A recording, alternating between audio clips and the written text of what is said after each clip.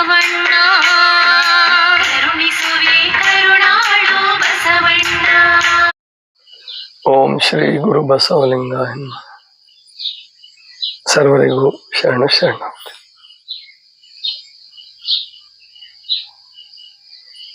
April 30ನೇ ತಾರೀಕು ಅಂದ್ರೆ ಇವತ್ತು ಏಪ್ರಿಲ್ ತಿಂಗಳ ಕೊನೆಯ ದಿನ. ಆದ್ರೆ ಇಡೀ ದೇಶ ಬಿಸಿಲಿನ ತಾಪವನ್ನು ಅನುಭವಿಸಿರೋದು ನೋಡಿದ್ರೆ ಮೇ ತಿಂಗಳು ಏನ್ ಅನುಭವಿಸ್ಬೇಕಾಗಿತ್ತು ಅದನ್ನ ಏಪ್ರಿಲ್ ತಿಂಗಳಲ್ಲೇ ಅನುಭವಿಸಿದೆ. ಒಂದು ವೇಳೆ ಮಳೆ ಏನಾದ್ರೂ ಆಗದೆ ಹೋದ್ರೆ ಇನ್ನೊಂದು 15 ದಿವಸ ಇನ್ನೂ ಕಠಿಣವಾದ ದಿನಗಳು. ಅದರಲ್ಲೂ ಮಧ್ಯೆ ಕೆಲವು ಕಡೆ ಮಳೆ ಆಗ್ತಾ ಇದೆ. ಆದ್ರೆ ಕಾವು ಬಿಸಿಲಿನ ಜಳ ದಿನೇ ದಿನೇ ಜಾಸ್ತಿ ಹಾಕುವಂತ ಹೋಗಿದೆ. ಇದರ ನಡುವೆ ಇನ್ನೊಂದು ಸುದ್ದಿ ಉತ್ತರಾಖಂಡ ರಾಜ್ಯದಿಂದ ಬಂದಿದೆ. ಏನು ಅಲ್ಲಿ ಕಾಡಿಗೆ ಬೆಂಕಿ ಹತ್ಕೊಂಡಿದೆ. ಹಾಗಾದ್ರೆ ಅದು ನಿಜವಾಗಿ ಕಾಡ್ಗಿಚ್ಚು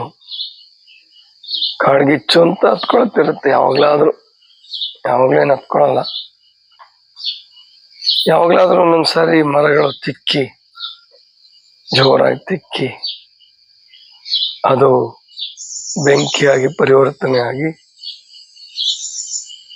ಕೆಲವು ಸಾರಿ ಆರೋಗ್ಬಿಡುತ್ತೆ, ಕೆಲವು ಸಾರಿ ಆರಲ್ಲ. ಆದ್ರೆ ಇದು ಕುಹಕಿಗಳು ಹೊತ್ತಿಸಿರ್ತಕ್ಕಂತಹ ಬೆಂಕಿ.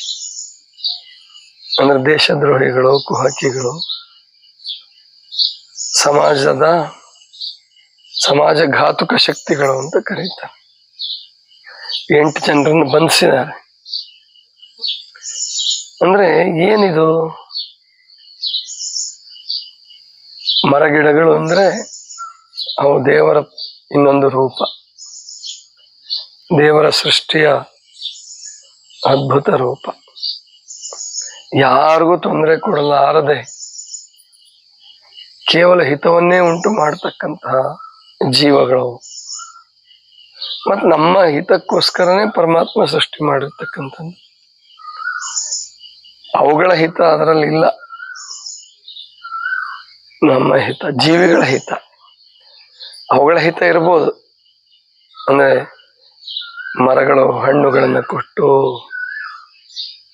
ಬಳ್ಳಿಗಳು ಕಾಯಿಗಳನ್ನ ಕೊಟ್ಟು, ಗಿಡಗಳು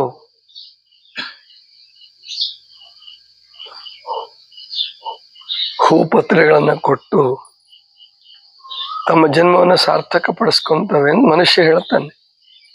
ನಿಜನೂ ಕೂಡ. ಆದ್ರೆ ಒಂದು ವೇಳೆ ಅವು ಆತರ ಸಾರ್ಥಕ ಪಡಿಸ್ಕೊಳ್ತವೆ ಅಂತ ಹೇಳುವ ಮನುಷ್ಯ ಇಲ್ಲದೆ ಹೋಗಿದ್ರೆ ಅವಕ್ಕೇನು ನುಕ್ಸಾನಿಲ್ಲ. ಈ ಸೃಷ್ಟಿಯಲ್ಲಿ ಮನುಷ್ಯ ಜನಾಂಗ ಪೂರ್ಣ ಅಳೆದು ಹೋಯ್ತು ಅಂತ ಇಟ್ಕೊಳ್ಳಿ, ಯಾವಕ್ಕೂ ಏನು ನುಕ್ಸಾನಿಲ್ಲ. ಮರಗಳಿಗಾಗ್ಲಿ, ಗಿಡಗಳಿಗಾಗ್ಲಿ, ಪಕ್ಷಿ ಪ್ರಾಣಿಗಳಿಗೆ ಇನ್ನೂ ಸಂತೋಷ. ಯಾಕೆ ಅಂದ್ರೆ ಕೊರೋನಾ ಟೈಮ್ನಲ್ಲಿ ನೋಡಿದ್ರೆ ನೀವೆಲ್ಲ ಲಾಕ್ಡೌನ್ ಮಾಡ್ಕೊಂಡಾಗ, ವಾಹನಗಳು ಅಡ್ಡಾಡದೆ ಇದ್ದಾಗ ಎಷ್ಟು ಸಂತೋಷ ಆಯ್ತು ಅವಕ್ಕೆಲ್ಲ. ಆದ್ರೆ ಒಂದ್ ವೇಳೆ ಪ್ರಾಣಿ ಪಕ್ಷಿಗಳು ಇಲ್ಲದೆ ಹೋದ್ರೆ, ಮರಗಿಡಗಳು ಇಲ್ಲದೆ ಹೋದ್ರೆ ಮನುಷ್ಯನ ಬದುಕು ನರಕ ಸದೃಶ ಆಗುತ್ತೆ. ಅಥವಾ ಕೆಲವು ದೇಶಗಳಲ್ಲಿ ಮನುಷ್ಯ ಜನಾಂಗವೇ ಅಳೆದೋಗ್ಬಿಡುತ್ತೆ. ಅಷ್ಟು ಅಗತ್ಯ ಇದೆ ಮರಗಿಡಗಳು. ನನಗೆ ಆಶ್ಚರ್ಯ ಆಗ್ತಾ ಇದೆ ಏನಂದ್ರೆ, ಇಲ್ಲಿ ನಮ್ಗೆ ಸುತ್ತ ಮರಗಿಡಗಳಿದ್ದಾವೆ, ಆದ್ರೂ ಕೂಡ ನಾವು ಜಳವನ್ನು ಅನುಭವಿಸ್ತಾ ಇದೀವಿ ಸರಿ. ಯಾಕೆ? ನೀರಿನ ಅಭಾವ. ಮತ್ ನಮ್ಮ ಮರಗಿಡಗಳಿಗೆ ನೀರು ಸಿಗ್ತಾ ಇದೆ, ಇದ್ದಿದ್ರಲ್ಲಿ ನೀರು ಹಾಯಿಸ್ತೀವಿ. ಮತ್ತು ಕೆಳಗಡೆ ಹಿಂಗಿರ್ತಕ್ಕಂಥ ನೀರು ಮೇಲ್ಪದ್ರದಲ್ಲೇ ಇದ್ದರೆ ಮರಗಿಡಗಳು ಬೇರುಗಳಿಂದ ಅವನ್ನ ಹೀರ್ಕೊಳ್ತವೆ. ಅದಕ್ಕೆ ನೀವು ಗಮನಿಸಬೇಕಿದ್ರೆ ಬೇರೆ ಕಡೆ ಇರುವ ಮರಗಿಡಗಳಿಗಿಂತಲೂ ನಮ್ಮ ಮರಗಿಡಗಳು ಅಂದ್ರೆ ಬಾಡಿದ ಹಾಗೆ ಇಲ್ಲ. ಇವತ್ತಿಗೂ ಕೂಡ ಈ ಬೇಸಿಗೆ ಅನ್ನೋದನ್ನು ನಳನಳಿಸ್ತಾ ಇದ್ದಾವೆ. ಕಾರಣ ಇಲ್ಲಿಯ ನೀರು ಮತ್ತು ಗೊಬ್ಬರ.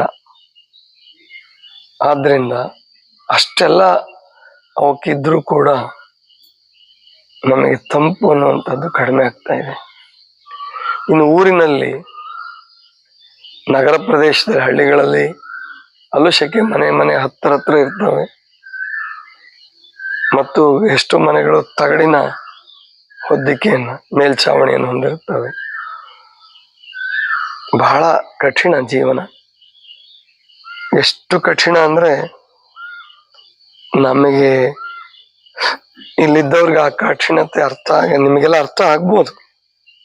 ಊರಿಗೆ ಹೋಗಿ ಬರ್ತೀರಿ, ಇವೆಲ್ಲ ಅಲ್ಲಿ ಜನ ಅನುಭವಿಸೋದು ನೋಡ್ತೀರಿ. ಇನ್ನು ನಗರ ಪ್ರದೇಶದ ಜೀವನ ಅಂತೂ ಬಿಡಿ, ಅದು ನರಕ ಸದೃಶ, ತುಂಬಾ ಕಠಿಣ. ಅಂಥದ್ರಲ್ಲೂ ಮನುಷ್ಯ ಬದುಕ್ತಾ ಇದ್ದಾನೆ. ಆದ್ರೆ ಇಂತಹ ಕುಹಕದ ಕೆಲಸ ಅಂದ್ರೆ ಕಾಡಿಗೆ ಬೆಂಕಿ ಹತ್ಸೋದು, ಭಯೋತ್ಪಾದನೆ, ಭ್ರಷ್ಟಾಚಾರ, ಮೋಸ, ವಂಚನೆ, ಆದ್ರೂ ಮನುಷ್ಯ ಮಾಡ್ತಾನೆ ಇದ್ದಾನಲ್ಲ. ಗೊತ್ತಿರುತ್ತೆ, ನಾವು ಸಿಕ್ ಬೀಳ್ತೀವಿ, ಜೈಲ್ಗೆ ಹೋಗ್ತೀವಿ, ಕೊಲೆ ಸುಲಿಗೆ, ಇದೆಲ್ಲ ಗೊತ್ತಿದ್ದು ಅದು ಈಗಂತೂ ಪೇಪರಲ್ಲಿ ನೋಡ್ತಾನೆ, ಟಿವಿಲಿ ನೋಡ್ತಾನೆ, ಮತ್ತೆ ಅದೇ ಅಪರಾಧವನ್ನು ಮಾಡ್ತಾನೆ. ಎಂತಹ ವಿಚಿತ್ರ ಸಂಗತಿ ಅಲ್ವಾ ಇದೆಲ್ಲ. ಅದಕ್ಕೆ ನಾವು ಮಾಡಬೇಕಾದ ಕೆಲಸ ಏನು, ಕಲಿಬೇಕಾದ ಪಾಠ ಏನು, ಇಲ್ಲೆಲ್ಲ ಪಾಲಿಸ್ತಾ ಇದ್ದೀರಾ? ಬೆಳಿಗ್ಗೆ ಬೇಗ ಹೇಳೋದ್ರಿಂದ ಹಿಡ್ಕೊಂಡು ಹೆಚ್ಚು ನೀರು ಕುಡಿಯೋದು, ಜಲ ಇರುತ್ತಲ್ಲ, ಊಟ ಕಡಿಮೆ ಮಾಡೋದು, ನೀರನ್ನ ಕುಡಿಯೋದು. ಊಟದ ಟೈಮಲ್ಲ, ಊಟದ ಸಂದರ್ಭದಲ್ಲಿ ಎಷ್ಟು ಊಟ ಮಾಡಬೇಕು, ಪ್ರಸಾದ ಎಷ್ಟು ತಗೋಬೇಕು ತಗೊಳ್ಳಿ, ಹಸಿವು ತೃಪ್ತಿ ಆಗುವಷ್ಟು, ಆದ್ರೆ ಭಾರ ಆಗುವಷ್ಟು ಬೇಡ. ಇನ್ನು ಊಟ ಆದ 1 ಗಂಟೆ ನಂತರ ನೆನೆಸ್ಕೊಂಡು ಅಂದ್ರೆ ಎಷ್ಟೋ ಜನ ಬಾಯಾರಿಕೆ ಆಗೋವರೆಗೂ ನೀರೇ ಕುಡಿಯಲ್ಲ. ಹಾಗಲ್ಲ, ನೆನಪು ಮಾಡಿಕೊಂಡು ನೀರು ಕುಡೀರಿ. ಮತ್ತು ರಾತ್ರಿ ವೇಳೆ ಇವತ್ತು ಫ್ಯಾನು ಇತ್ತು ಕಾಣುತ್ತೆ, ಕರೆಂಟ್ ಏನು ಹೋಗಿಲ್ಲ ಇವತ್ತು ರಾತ್ರಿ, ಸ್ವಲ್ಪ ಹೊತ್ತು ಹೋಗಿತ್ತಷ್ಟೇ, ಆಮೇಲೆ ಬಂತು ಅಂತ ಕಾಣುತ್ತೆ. ಒಂದ್ ವೇಳೆ ಫ್ಯಾನಿನ ತೊಂದರೆ ಇದ್ರೆ ನೀವು ಇಲ್ಲಿ ಹೊರಗಡೆ ಮಲ್ಕೋಬಹುದು, ನಿಮ್ ರೂಮ್ ಮುಂದೆ ಮಲ್ಕೋಬಹುದು. ಇಲ್ಲ ಅಲ್ಲೂ ಬೇಡ ಅಂತಂದ್ರೆ, ಇನ್ನೂ ಗಾಳಿ ಬೇಕು ಅಂದ್ರೆ ಮೇಲ್ಗಡೆ ಮಲ್ಕೋಬಹುದು. ಯಾಕೋ ಒಂಕರ್ಕೋರೆಲ್ಲ ಮೇಲ್ ಮಲಗಿದ್ದವರು ಎದ್ದೋಗಿದ್ರು, ಅಲ್ಲೂ ಗಾಳಿ ಸಾಕಾಗಿಲ್ಲ ಕಾಣುತ್ತೆ ಅಲ್ವಾ? ಗಾಳಿ ಬರ್ಲಿಲ್ಲ ಅಂತನ 4 ಗಂಟೆಗೆ ಎದ್ದು ಬಂದ. ಅಂದ್ರೆ ನಾನು ಎದ್ದು ವಾಕಿಂಗ್ ಮಾಡ್ತಿದ್ದೆ, ಒಂಚೂರು ಸಪ್ಲನೇ ಇಲ್ಲ, ಅಂದ್ರೆ ಹಂಗ್ ಮಲಗಿದಾರನ್ನು ಅಂದ್ಕೊಂಡೆ. ಆಮೇಲೆ ಕರೆದ್ ನೋಡ್ದೆ, ಇಲ್ಲ, ಹಂಗಾದ್ರೆ ಸೊಳ್ಳೆಗಳು ಜಾಸ್ತಿ ಆಗಿರ್ಬೇಕು, ಇಲ್ಲ ಗಾಳಿ ತೊಂದ್ರೆ ಇಲ್ಲೂ ಆಗಿ ಫ್ಯಾನ್ಗೋಸ್ಕರ ಹೋಗಿರ್ಬೇಕು ಅನ್ಕೊಂಡೆ. ಪಕ್ಷಿಗಳದಿರುತ್ತೆ, ಹುಳಗಳು, ಪಕ್ಷಿಗಳು. ಅದ್ರ ನಿದ್ರೆಗೆ ತೊಂದರೆ ಆಗುವಷ್ಟು ಇರುತ್ತಾ? ಇಲ್ಲ. ಸೊಳ್ಳೆ ಇರುತ್ತೆ. ಸೊಳ್ಳೆ ನಮ್ಮ ರೂಮಲ್ಲೇ ಸೊಳ್ಳೆ ಪರದೆ ಹಾಕೊಂಡು ಒಳಗಡೆ ಬಂದಿರ್ತಾವ. ಹೆಂಗ್ ಬಂದ್ ಪ್ರಾಯಶಃ ನಮ್ ಸೊಳ್ಳೆ ಪರದೆ ತೂತ್ಗಿಂತ ಸಣ್ಣ ಸೊಳ್ಳೆಗಳಿರ್ಬೇಕಂತ, ಅಷ್ಟು ಸುಲಭವಾಗಿ ಬರ್ತಿದಾವ. ಇದೆಲ್ಲ ಅಂದ್ರೆ ನಾವ್ ಏನು ವ್ಯವಸ್ಥೆ ಮಾಡ್ಕೊಂಡು ಅದಕ್ಕಿನ್ನೂ ಸವಾಲನ್ನ ಒಡ್ತಾ ಇದೆ ಪ್ರಕೃತಿ.